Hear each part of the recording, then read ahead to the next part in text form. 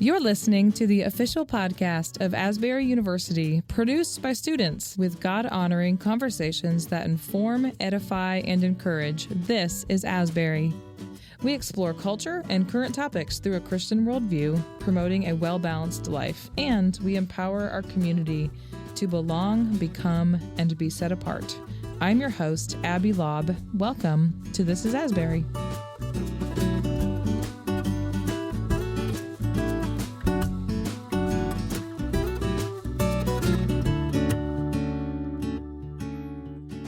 Welcome to the podcast. We have a special guest on here today. We have the producer of This is Asbury, Emily Hurt. Welcome, Emily.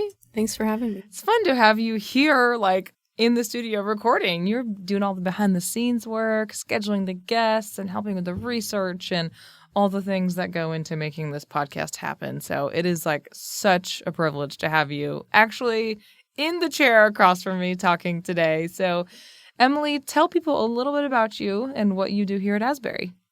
Yeah, so I'm a senior this year. I'm from Reynoldsburg, Ohio, which is about 15 minutes east of Columbus. And I'm a media communications major with an emphasis in film production. And I'm also a Spanish minor. And I'm involved in lots of other things like the orchestra on campus, and I work for strategic communications. Well, we're going to jump into a really cool topic because it's about social media. You do not have any social media. You recognized, I don't think the social media thing is for me. Can we just kick it off there with what made you realize that you wanted to be off? When did you start using social media, and what made you realize that you were kind of done with it? Yeah, so my parents let me and my siblings get Facebook when we turned 10, which technically you're supposed to be 13 when you start, but that was kind of our incentive, was we get to start Your earlier. Little treat. Yeah. Yeah, and I remembered this the other day. There was also this network called Facebook for Kids back then. I don't even know if it was run by the same company, but me and some of my friends were kind of getting into that, and it wouldn't let you type the word stupid and stuff. It was very censored and very protective. But that was also kind of at the same time that Facebook itself was a new thing that everyone was kind of discovering. So I started on Facebook when I was 10, which is kind of crazy to think about now. Then I got Snapchat and Instagram, and those were kind of the main three that I had. And so I wasn't addicted to social media, but I use them all the time. I would share pictures and take selfies and stuff. Not a ton, but enough to be a presence there. And I had a couple periods where I would get off the apps for a while, or even delete some of them or hide them on my phone so that I wouldn't be on them as much. But then in December of 2020, so almost 3 years ago now, I got rid of all of them for good. And that was right in the middle of COVID. It's an interesting time to do that because a lot of people during COVID were the opposite. They're oh my gosh, I need a way to connect with my friends because I can't see them. So you, during that time, were see you later. What was that like? Yeah, it was honestly the pandemic and the things kind of associated with the pandemic were a big reason why I wanted to get off of social media, because I was a senior in high school when the pandemic hit, and we also had a lot of racial tensions in our country, and there was an election coming up. It was kind of the perfect storm. Yeah, there was a lot of noise and chaos. Yeah, and also everyone was at home, and they could only communicate online. And so there's a lot of sharing of opinions and a lot of expectations that you share an opinion, and it has to be black or white. You can't be lukewarm, I guess. And so I kind of had this pressure from the very racially diverse school that I went to, a public school,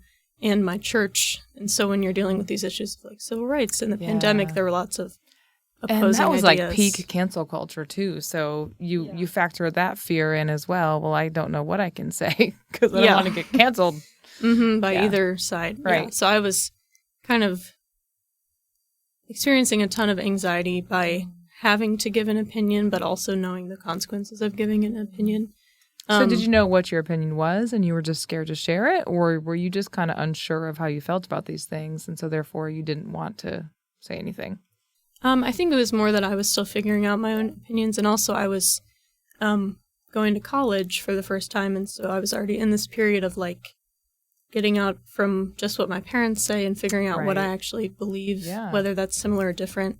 And so there were just a lot of voices from everywhere that were coming from every side, and I had a friend from my church back then who we would get together sometimes and just be like, let's just look at Scripture and what Scripture says about these things and just block out all the noise, even from the church, and just look at what Scripture says. Yeah, definitely. So what was that like to close those social media accounts when you did decide in that winter 2020, I think you said? Mm-hmm. So what was like the last straw, and what was that like?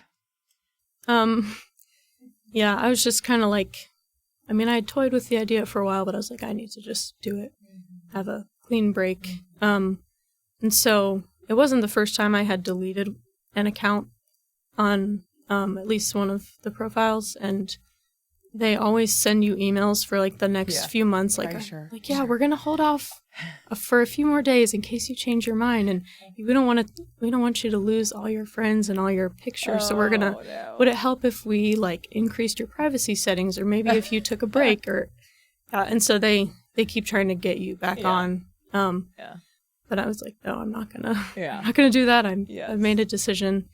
So it was kind of like all three at the same time. I just got rid of them. Yeah, well, good for you. That's great. Not a lot of students can say that, and people who are in older generations, like a lot of them don't have social media. It's like, but for a student, that's probably very rare, I would imagine. Or are there other students like you who really don't use social media?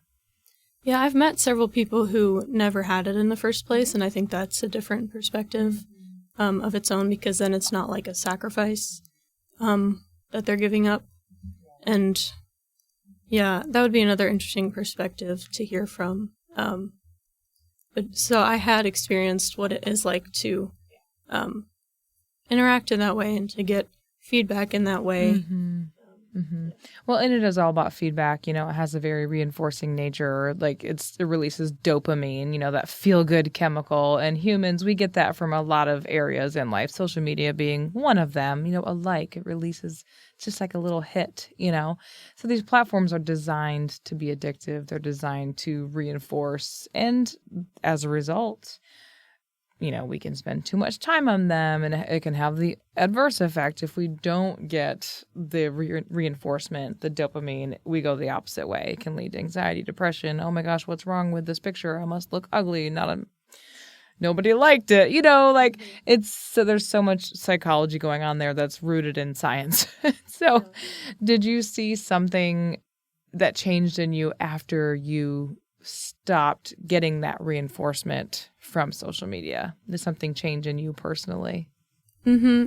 It kind of felt a little bit like out of sight, out of mind. Like, yeah, maybe everyone else is hanging out without me, but if I'm not seeing constant reminders of that, then it's not going to make me feel as bad, kind of. The FOMO, the fear of missing out. Yeah. Yeah. One area, like a very practical, measurable area that I found is I had less pictures on my phone. Like, I had way more storage on my phone than when I was taking 50 screenshots every day and everything. And you kind of live in a different way when you're just, all you have to worry about is the environment that you're in, instead of having to document everything and kind of appease this audience and this other platform, this other kind of digital realm. And so I lived very differently after that point, because it was just like the here and now, and it wasn't, I have to make sure I'm also maintaining this data other monster thing. Yeah. Mm-hmm. Yeah. So according to Pew Research, 69% of adults and 81% of teens in the U.S. use social media. So this obviously is a huge amount of the population.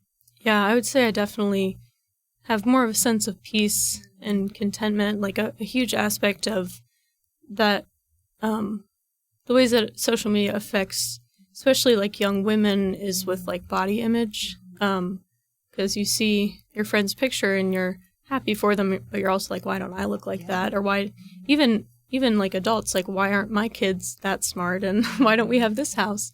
How come not on that trip where they are? Yeah, exactly. It translates to every area. Mm-hmm. Yeah. Yeah, so I definitely was able to feel like there was just less comparison happening. Yeah, and then like I will say I still find ways to waste time online. Yeah. Like YouTube is kind of my weakness. Yeah. But that's kind of, I feel like that's in a different category because it's entertainment, but there's not like you're not interacting with people. You don't have the as much. self-comparison aspect like you do on definitely. It's a little different platform, but yes, can be equally as addictive for sure. So human beings obviously are socially driven. So there can be some positive benefits of this. It could be, I found a group of, as a parent, I know that there's groups on social media where it's like, if you have a child who has a disease or a certain ailment, and so you can find people who can truly support you, and, you can make friends. Do you ever find yourself feeling isolated or missing out on some of those kinds of community benefits? Yeah, that's definitely a factor. And I'm someone who's already kind of prone to loneliness, and I don't have a super big network of close friends. And so when you already experience loneliness, then removing yourself from the Potential place, community. is definitely going to have some effects. And so, especially with being a college student that lives in a different state from where my college is, it's like over the summer and winter breaks, it's like I don't interact with those people. I don't like exist in their world for those times until we're back on campus and we see each other. Right. You're not seeing what they are doing over their Christmas break or vice versa. Yeah, but in some ways it's also kind of refreshing, right? Yeah, and it's like I do care about people and I love checking up on people, but what I've found kind of is that because kind of the primary obligation is to post things on social media, then people don't have as much to invest in in-person conversations. Like I think I asked a friend one time about their trip abroad, like, oh, how was your trip? And they were like, well, just read my Instagram posts. Oh. And it was like, no. Sorry. So it's interesting how even if like one or two people make the choice to not use social media for themselves, it's still such a big part of the communities that we're in. And so we can make that choice for ourselves, but then interacting with other people, there's just kind of less of an emphasis. Yeah, I mean, there's even some really practical things like events on campus. It's like, well, if you're not following their Instagram or whatever, you may not find out about certain activities. So that can be a real challenge when you're in a community. Feel like you're missing out just on that practical level. I'm not like living under a rock, but there are certain things. Like the whole January 6th thing, I didn't find out about that until like several months later. Oh, well, like that's probably better. Yeah. So I definitely, and that was a big part of like ignorance during the is bliss, right? Yeah, yes. That's been a very nice part of it because I think there's lots of media theories. Like we have a class here called Mass Communication Theory where we study things like that and how media kind of affects how we look at the world. And so things that might have been coming up more on my feed due to the algorithms or whatever, I might think, oh, this is a super huge problem, and it might give me a bunch of anxiety, whereas if I'm not on social media, I might still hear about it on the news or people are talking about it, but it's not like consuming my life. Yeah, that's good because just the amount of stress that causes. I don't think humans were designed to know everything about what's going on all around the world all the time like we are now. I mean, really, I think that is why a lot of people are so stressed out. It's like we know too much. So how do you stay in touch with, things like campus activities or, how do you make a point to stay in touch with your friends? What does that look like for you? Yeah. I love email. I don't just like only email people. Like, email is a good way to just get information in general. And that's an interesting thing, like on a college campus, because of who the target audience is, there are a lot of organizations that will do most of their communication on social media because they know their audience and they know that that's where they are. But in terms of other like academic things, I usually rely on getting an email. Still email. Yeah. And if not, then or they'll do both. They'll email and put a social media post out. Yeah. Yeah. And so email, and then I obviously still have like text and calls with people. You still have a smartphone. I see the posters. I know it sounds like I like live under a rock, but I really don't. No, you don't. Thankfully, you really don't. I think you're just less stressed, which is good. Yeah, for sure. So technology, you're in a very high-tech field. Obviously, you're helping produce a podcast. You're doing things that require a lot of technology. And technology, obviously, for a long time has been a major component in the job market. This is nothing new. And online professional image is a big part of that for a lot of people. A lot of people talk about building your brand and, building your reputation online and all that in order to get the job that you want. How do you network and market yourself in that way to seek out the jobs or internships that you want? Yeah, social media is definitely a very easy and direct way to kind of get yourself out there. And so that has been one way that I've had to get a little more creative. I love networking, not in the sense of like taking advantage of people to further my career or anything, but I just love making connections with people. And so you can accomplish a lot with the internet, even without social media. And especially because oftentimes people have one social media account, and so someone that you're trying to network with might not want you to have their one social media account, and so that might not be the best place to do networking in the first place. I would say it also kind of depends on what type of job you want to have. Like if you want to be a freelancer or start your own business, then you're going to need to be marketing yourself a lot more, and you're going to want to be present in those places. And I do have my own brand. I do graphic design stuff, and I had to make my own brand for a class. So I have the resources to be able to do that, but I don't really see myself being like an independent business owner or a freelancer. And so I'm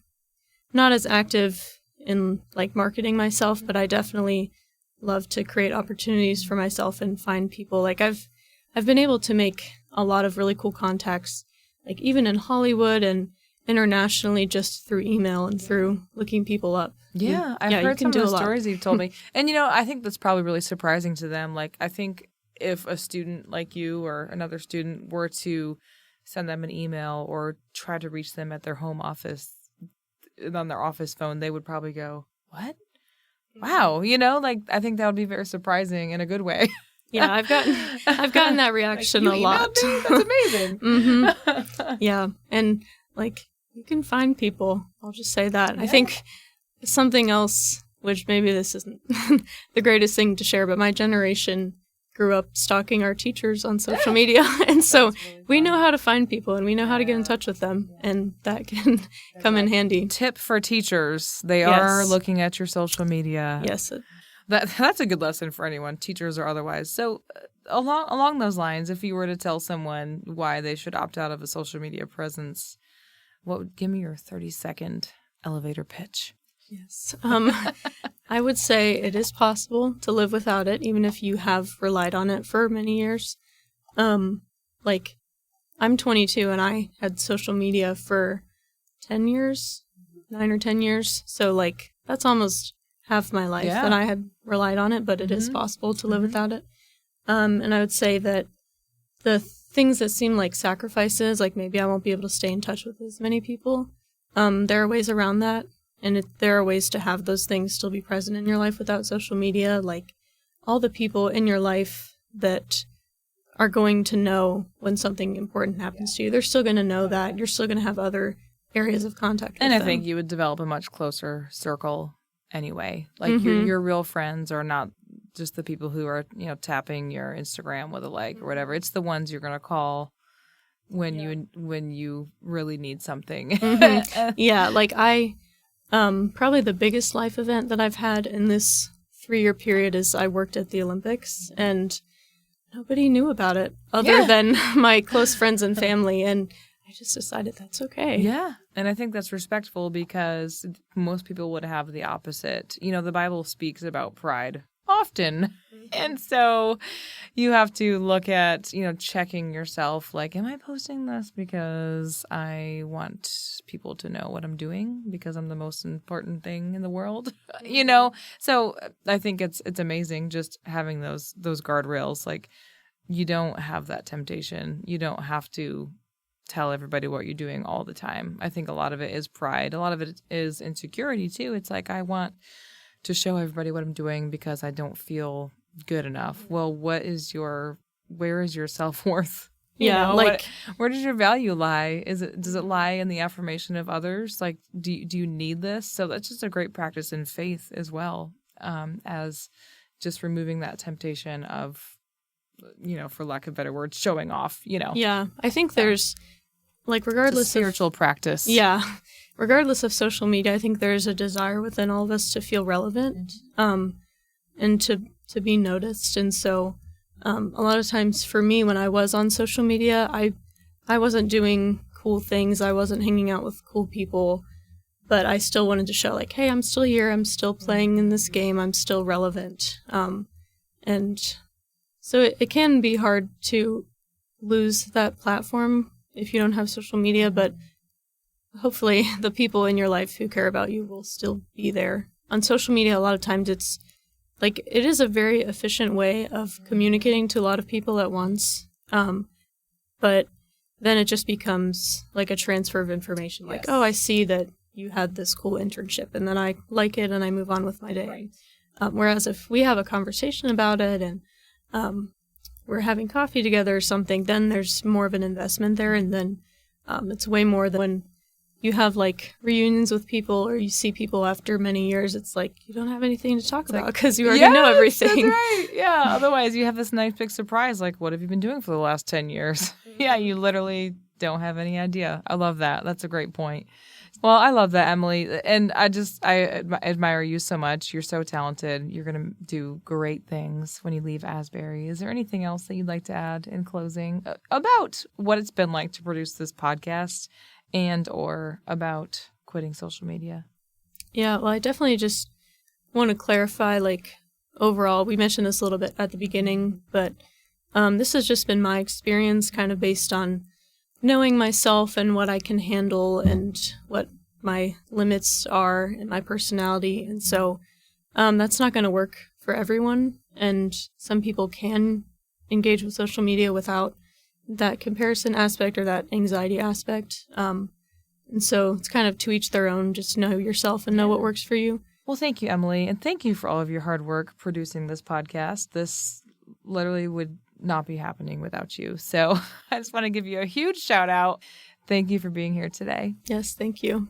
Well, thank you so much for joining us for this episode of This is Asbury. To learn more about Asbury University, visit asbury.edu.